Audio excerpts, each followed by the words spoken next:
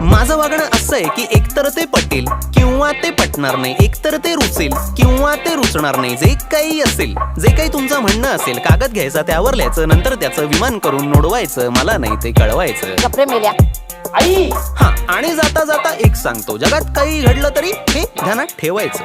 काय? माझ्याशी नीट बोलायचं. फोनवरून, व्हिडिओवरून किंवा प्रत्यक्षात, जवळून किंवा लांबून, स्वर्गातून किंवा नरकातून नीटच बोल. माझ्याशी नीट बोल. सोबत माझ्याशी नीट बोलायचं बोललेलो की आता ऍड करतो माझ्याशी नीट वागायचं सुद्धा. Hello, is this Elon? Elon?